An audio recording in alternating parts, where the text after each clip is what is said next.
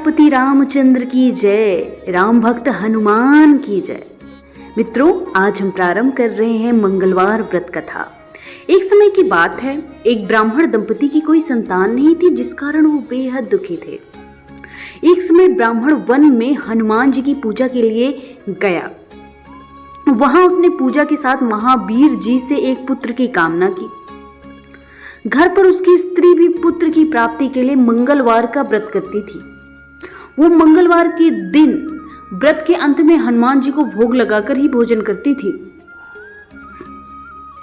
एक बार व्रत के दिन ब्राह्मणी ना भोजन बना पाई और ना ही हनुमान जी को भोग लगा सकी। उसने प्रण किया कि वो अगले मंगलवार को हनुमान जी को भोग लगाकर ही भोजन करेगी।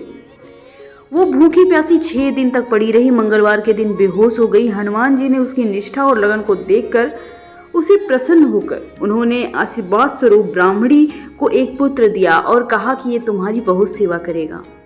बालक को पाकर ब्राह्मणी अति प्रसन्न हुई। उसने बालक का नाम मंगल रखा। कुछ समय उपरांत जब ब्राह्मण घर आया तो बालक को देखकर पूछा, वो कौन है?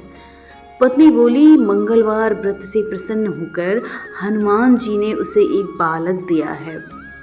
ब्राह्मण को अपनी पत्नी की बात पर विश्वास नहीं हुआ। एक दिन मौका देखकर ब्राह्मण ने बालक को कुएं में गिरा दिया।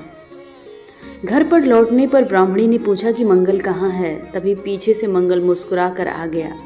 उसे वापस देखकर ब्राह्मण आश्चर्यचकित रह गया। रात को हनुमान जी ने उसके सपने में दर्शन दिया और बताया, ये उन्हीं का पुत्र है। ब्राह्मण सच जानकर बहुत खुश हुआ। इसके बाद ब्राह्मण दंपति प्रत्येक मंगलवार को व्रत करने लगे।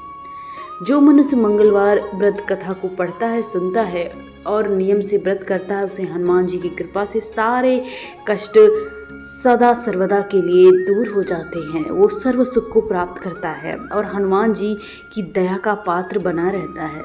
मित्रों, इस कथा के बाद आप हनुमंत लाल की पूजा और आराधना के साथ हनुमान चालीसा, बजरंग बाण और संकट मोचन अष्टक का पाठ कर सकते हैं, जो कि उन्हें प्रसन्न करने के लिए बहुत अच्छा तरीका होगा।